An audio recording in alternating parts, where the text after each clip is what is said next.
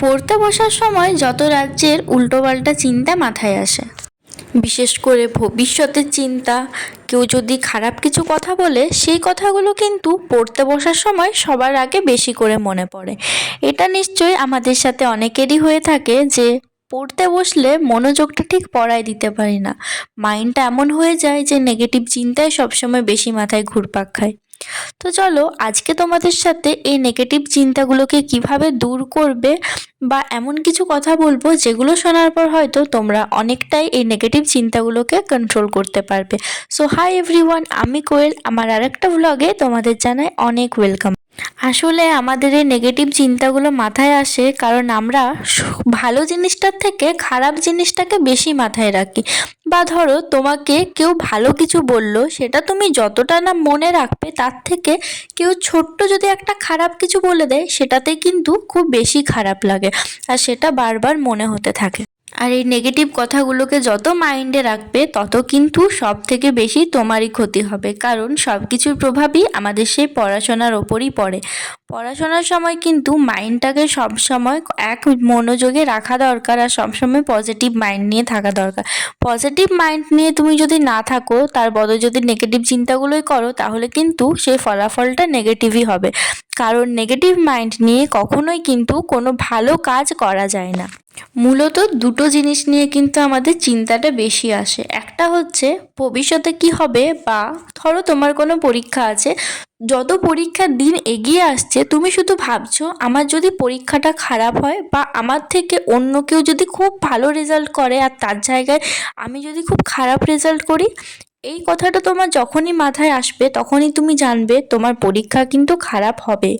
কারণ যে টাইমটাতে তুমি সেই পরীক্ষাটা নিয়ে চিন্তা করছো পরীক্ষাটা আমার যদি খারাপ হয় তাহলে কি হবে, ওই টাইমটায় যদি মাইন্ড ফ্রেশ রেখে মনোযোগ দিয়ে একটু পড়াশোনা করো, তাহলে কিন্তু দেখবে খুব ভালো রেজাল্ট হবে।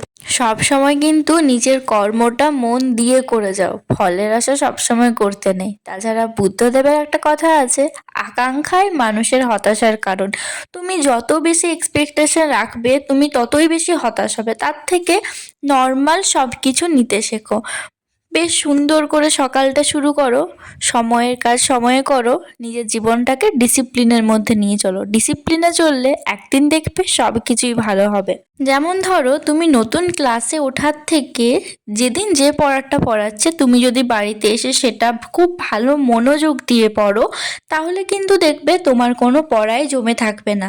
পরীক্ষার 1 মাস আগে আরামে তোমার সিলেবাস কমপ্লিট হয়ে যাবে, তুমি রিভিশনও খুব ভালো মতো করতে পারবে।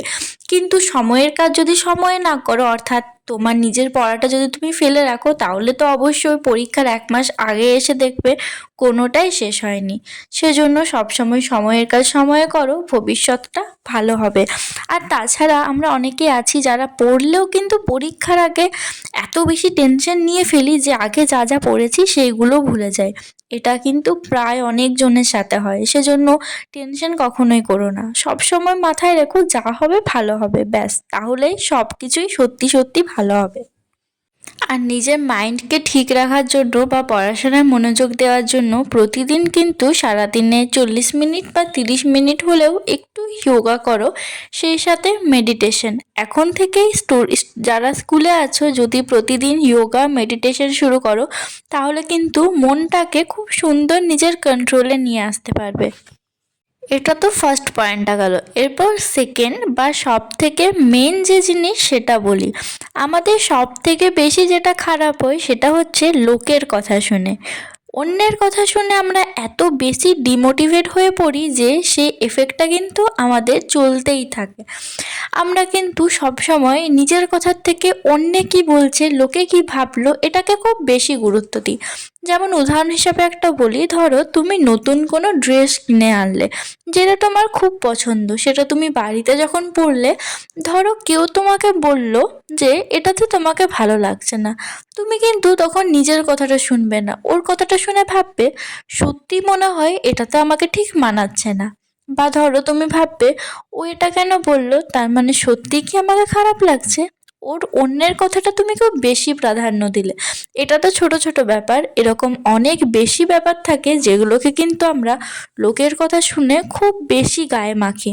এই কাজটা কিন্তু একদমই করো না, এটা কিন্তু সব থেকে বেশি খারাপ জিনিস। যারা এরকম নেগেটিভ কথা বলে তারা কিন্তু কখনোই তোমার ভালো চায় না।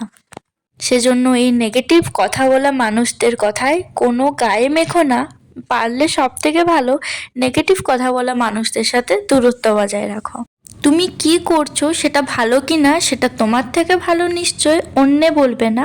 তোমার মা বাবা ছাড়া কাউকে কিন্তু খুব বেশি প্রাধান্য দিও না, না হলে কিন্তু এটা নিজেরই খুব ক্ষতি করবে। বরং কেউ যদি তোমাকে নিয়ে কিছু খারাপ মন্তব্য করে বা তোমাকে নিয়ে সমালোচনা করে, তাহলে বুঝবে তুমি নিশ্চয়ই ভালো কিছু করতে পেরেছো, যেটার জন্যে ওরা হিংসে তোমাদের এই কথাটা বলছে।